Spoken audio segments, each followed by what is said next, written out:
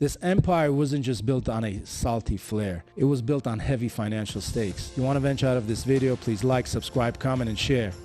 You see this guy? Everybody knows him, right? The 2017 sensation? That's what we're going to talk about today. This is a classic success story gone wrong.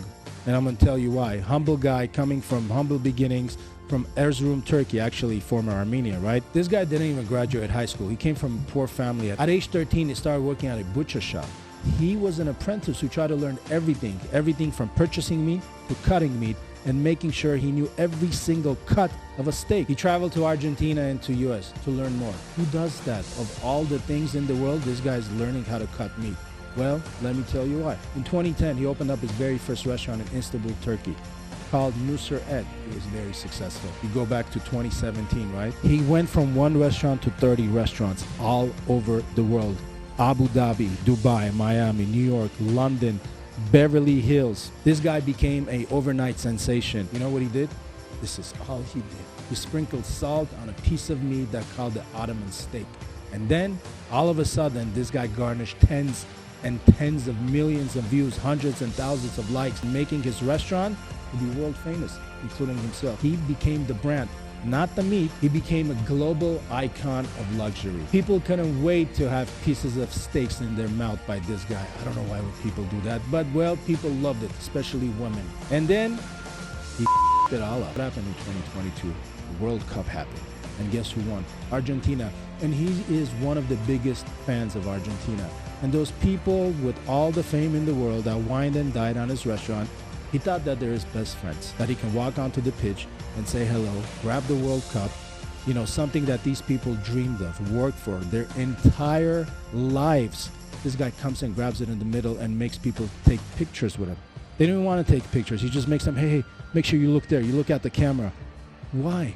For what? You didn't earn that. They did. They worked their asses the entire lives. They're the ones who sacrifice, you know, days and nights, not spending with their families to make sure they win that thing.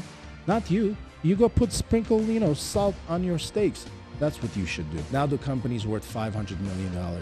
From $1.5 billion, it went down to $500 million. That's in just 3 years. What did we learn from this? Ego, fame, and humility. $1.5 billion to $500 million. Those three things made him $1 billion poorer. That's what it made him. His company valuation went down by $1 billion.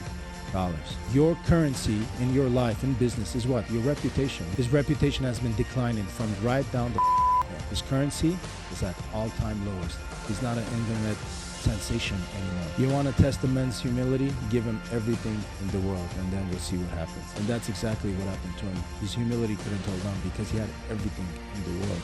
Money, fame, wealth. I mean, every single place he went, people wanted to take pictures with him, get his autographs. He had multiple restaurants. He was treated like royalty. He felt like royalty. You think people are going to invest in him again? I highly doubt it. You think people are going to invest into people like him? Well, guess what? They're going to think about it twice. They'll measure 10 times and they'll cut it one time to make sure they get it right. This is a classic case study for business. From social media going wild. People like this are going to come and go all the time. When one thing will remain.